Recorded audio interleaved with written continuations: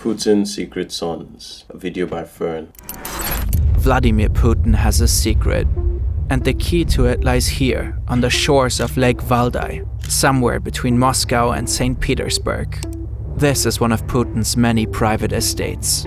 It has its own train station. You can see housing blocks, hangars, mansions, roads, and several anti-aircraft systems. But wait, what's this? That kinda looks like a plane. I always wonder with these people, was this like a whole like master plan, like of getting into power and accumulating this amount of wealth with like political dictators or political leaders who have amassed so much wealth? I mean, they probably now know that they can get rich, exponentially rich, but like, was this his plan, like becoming Russia's leader and staying the leader? Was this like the game plan all along? Ground. And over here, is that a go-kart track? Putin has 2 daughters, but they're both around 40. He divorced his wife over a decade ago and hasn't been seen with another woman in public since. He always shows up alone at official events. There's no record or statement from the Kremlin that he might have had more kids. So, what's going on?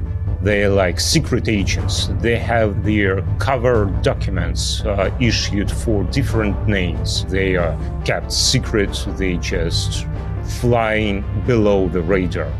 Some journalists were bold enough to dig deeper.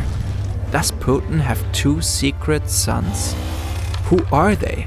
And why is the Kremlin working so? I really like these like 3D animations. I should actually look into making some of these videos. I do want to work for this YouTube channel, but yeah, and it's really simple. A lot of this is like really simple to make and very straightforward. The characters have no detail. It's mostly like silhouettes and like the lighting. And yeah, materials you can probably, like the glossy material, make it easily in Blender and stuff, but this is it's very nice. They are kept secret. They just flying below the radar. Some journalists were bold enough to dig deeper. Does Putin have 2 secret sons? Who are they? And why is the Kremlin working so hard to keep them invisible?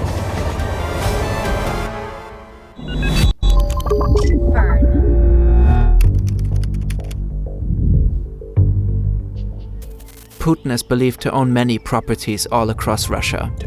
A luxury ski lodge, a lakeside cabin, a lavish Black Sea complex, and what many believe is his unofficial seat of power, a countryside estate in a Moscow suburb called Novo Ogayovo. There are offices and rooms for state business. Barack Obama visited Putin here several times during his presidential tenure. There's a steam room, saunas, a swimming pool, and a private gym. It's also where Putin's daughters are said to live, Katerina and Maria from his marriage with Ludmila Putina. There are rumors the premises also include a retirement residence for his former wife, right next to Putin's private railway station. Wow. His armored train just left. A whole private railway station is diabolical. I think Fern has done a video about like North Korea's private railway station, but the fact that, I don't know, there's this thing with like humans and letting people accumulate this amount of power and wealth. Like in my head is like, this is just one person. How has this happened? Putin is heading north to his new family. The one he's trying to keep in the shadows. So, my name is Ilya Rozhdestensky. I am a reporter for the Dossier Center, and I'm an author of an investigation about Putin's sons. Ilya's research is the backbone of this video. As always, a link is in the description. He's a Russian investigative journalist. Quite a dangerous job.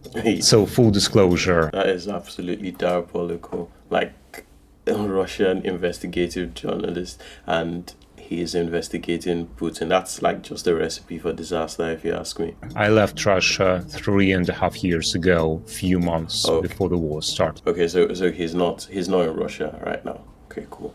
Much safer.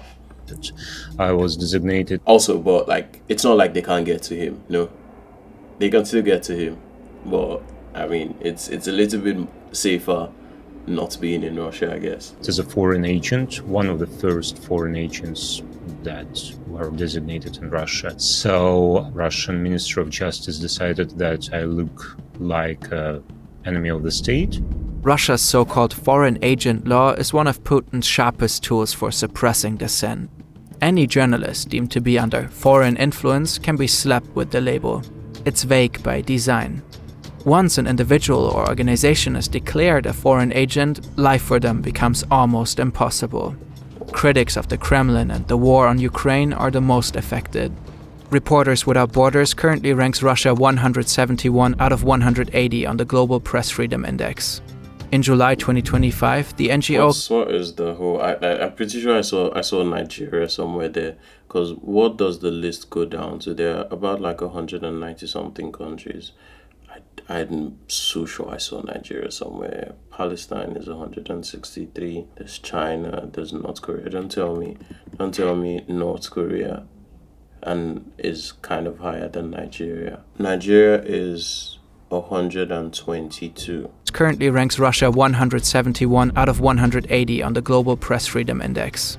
In July 2025, the NGO counted 35 journalists in Russian prisons. Many others have been murdered. When you're in a constant danger, you get used to it. Ilya is potentially risking his life by doing his job. But that didn't stop him from starting a new investigation 4 years ago. And it all started with this woman.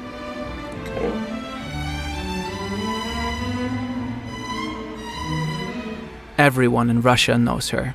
Alina Kabaeva, multiple-time Russian, European and world champion in rhythmic gymnastics.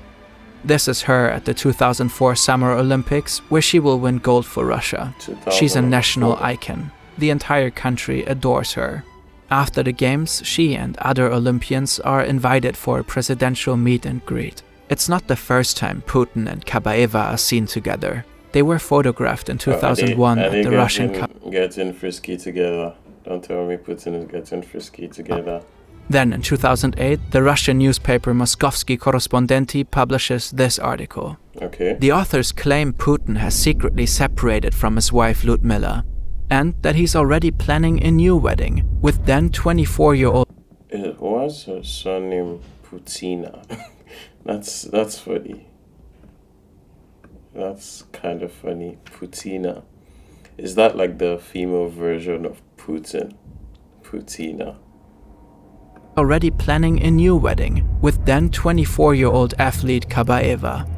Putin is attending a formal event in Italy when the story breaks, so he can't escape Western journalists pressing him for answers. He insists not a single word is true. Then he lashes out at anyone, quote, sticking their snotty noses and erotic fantasies into other people's lives. Okay. The Kremlin reacts fast, and the response is surprisingly harsh.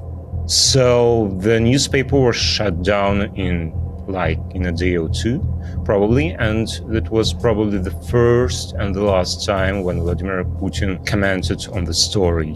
Putin had already been limiting press freedom since taking office in 2000, forcing several outlets under state. I watched a recent video. I think Fern is like pumping out a lot more like videos quickly, and maybe like they're trying to also go for like simpler scenes. Cause I remember like the earlier videos I watched on with these guys, the kind of like scenes were a little bit more detailed, and like you'd see that there was a little bit more effort put into making them. So I think their videos, they're like pumping out more videos because they've been acquired. Because I saw a YouTube video talking about how they've been bought out by private equity. Control. But shutting down an entire newspaper overnight, that was new. The first version of the foreign agent law was introduced in 2012 in response to mass demonstrations protesting the 2011 parliamentary elections. In 2017, it was extended to cover media outlets. Putin's crackdown on press freedom was in full swing. So it's way worse now. You can spend your whole life in prison for reporting. Back in 2008, the only consequences for reaction could be that your newspaper would be shut down, and that's it. Yeah, I mean, I used to live in Nigeria, where it's like, how how are people like in good conscience? I mean, talking about good conscience and human beings are not, it's not really compatible, but like people are in good conscience implementing these type of like uh rules basically, and they're like, because he's not physically going to these newspapers and like chasing everyone out and being like shut down. He's using other people like forces to implement these things, and like everyone is just like going along with it.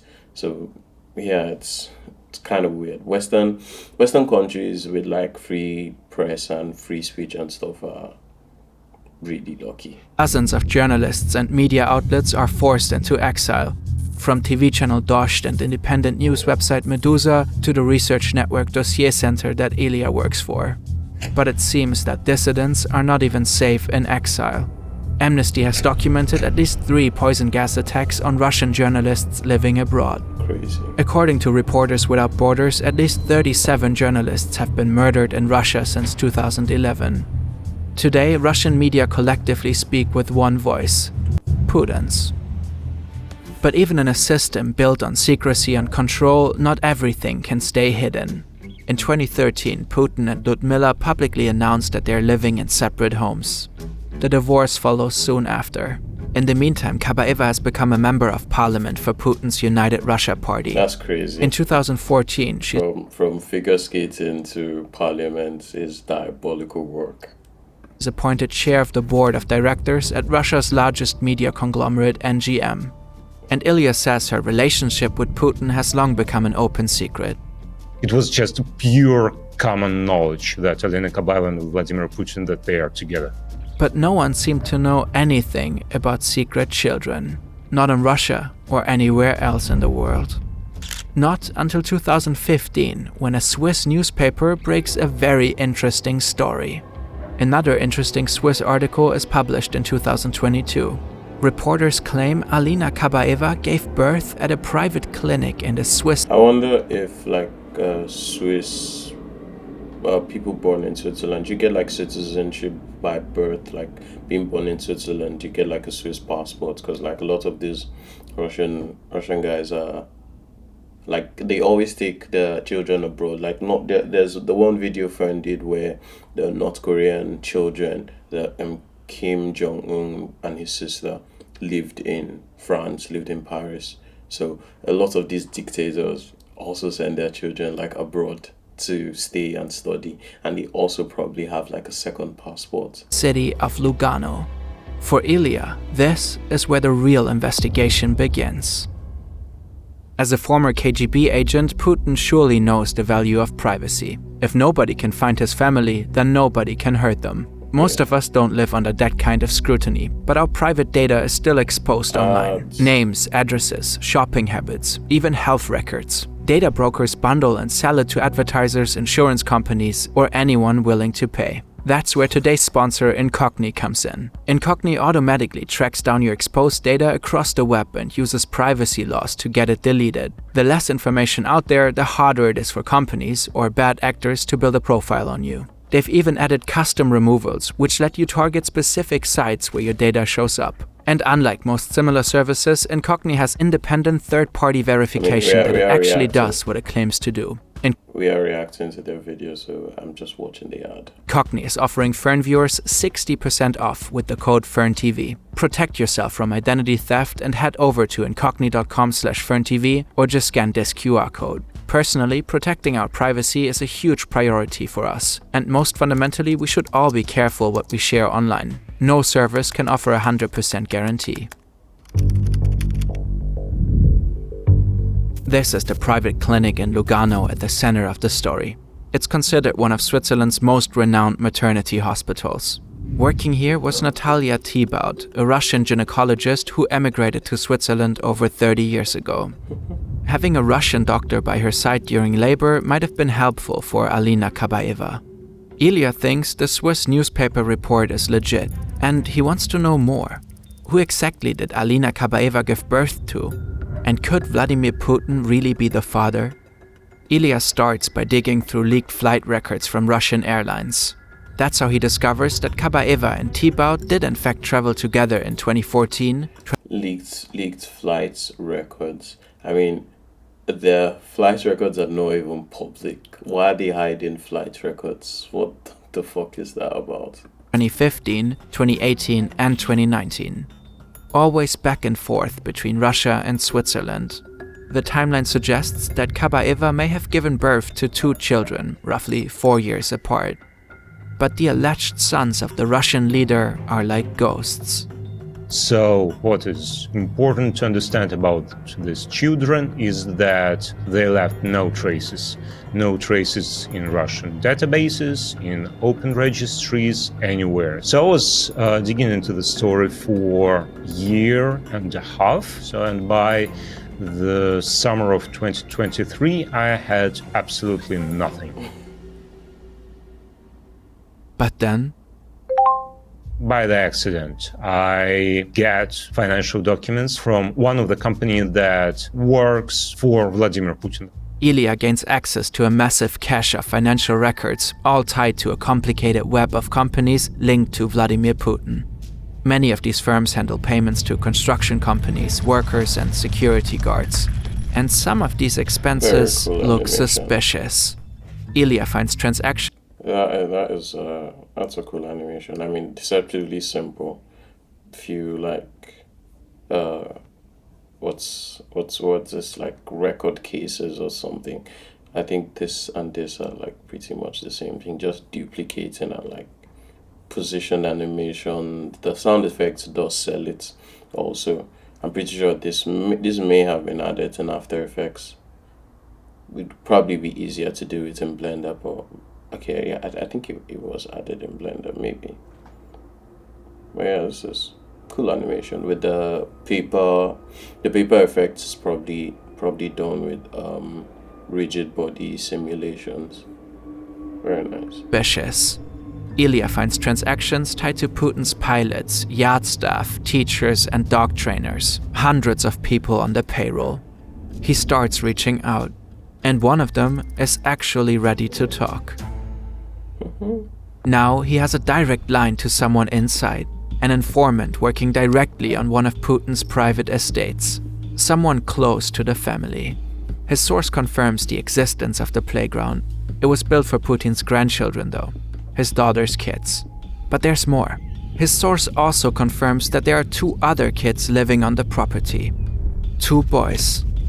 Their names? Ivan and Vladimir Putin Jr. Finally, some proof. The secret sons are real. Ilya even has photos, but he's chosen not to publish them. Ivan is 10, Vladimir Jr. is... I mean, you better not. You better not. I mean, I'd imagine that would like cause some real big scrutiny and poison gas and all that jazz. 6. And just as expected, they live at the Lake Valdai estate.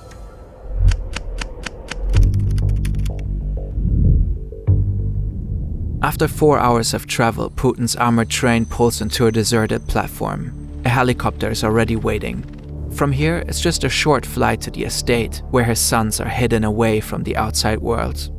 The lake covers 19 square kilometers. It's known for the Iversky Monastery. And this, right next to it, appears to be an anti-aircraft missile system. Here's another one. And here, here, here, and here. The entire area is ringed with them.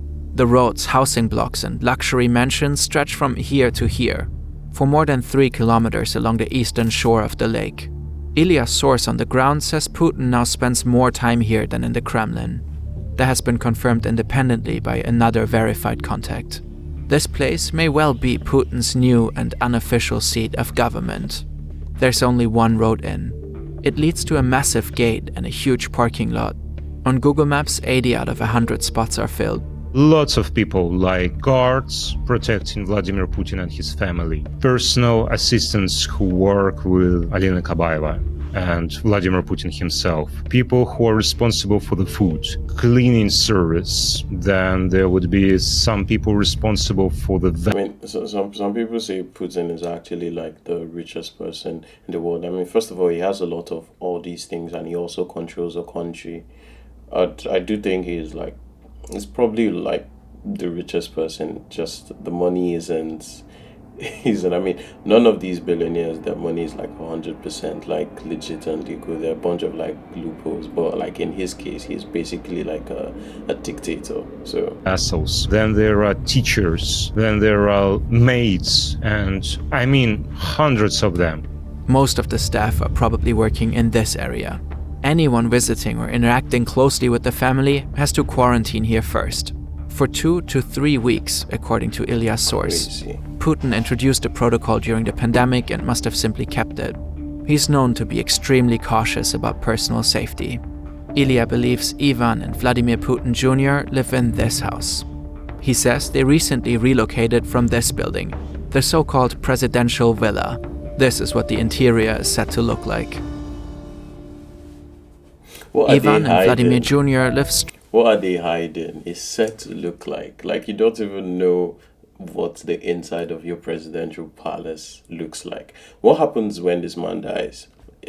When he eventually like grows old, dies, or I mean, I don't know. Does one of his children like take over? Does he have someone handpicked? Russia is such an odd place. strange, isolated lives. They're surrounded by staff all day, nannies, private tutors, and bodyguards. Ilya found some of the job listings on englishnanny.org. The boys can go go-karting whenever they want. They have tons of pets. The staff is instructed to keep them entertained at all times. What they can't do is leave. They have almost zero contact with other kids their age. They're cut off from the outside world and spend most of their time with adults. They barely even see their parents. Sometimes Ivan plays hockey with his dad, right here in this building. The opponents are Putin's bodyguards. And of course they're expected to let the autocrat and his son win. There's also a private golf course, as well as a restaurant, a movie theater, a bowling alley, and a private casino. Confessions are taken on site at this private chapel. It's allegedly called Vladimirskaya Tserkov, which roughly translates to the Church of Saint Vladimir. According to Ilya's research, the family splits their summers between this designer villa near the Finnish border and this $100 million yacht. While millions of Russians live in poverty, Putin's inner circle lives in obscene luxury. And all this while Putin's official salary... Yeah, this is what I am saying. This is legitimately what I am saying. It's kind of crazy. Like, the most of the country, I watched a video on Instagram, I think it was Instagram or TikTok, where they were asking Russians roughly how much they make a month, and a lot of them are making like below $1,000 a month, which to some countries is a lot of money, but like you see people say like stuff like $300, $500. That's kind of like the same thing most people, like most people who are also like doing a little bit well for themselves are making back in Nigeria. But like for Russia and like the level of wealth people have there are a bunch of millionaires in the country also. It's like a little bit low, no? as head of state is just over $110,000 a year. His insane wealth comes from running a corrupt regime. Some of the properties he lives in are registered to state companies like Gazprom or loyal oligarchs. His $100 million yacht appears to be owned by a sanctioned offshore holding in the Virgin Islands. And the list just goes on and on. Putin bankrolls his son's gold-plated isolation with millions he's not supposed to have.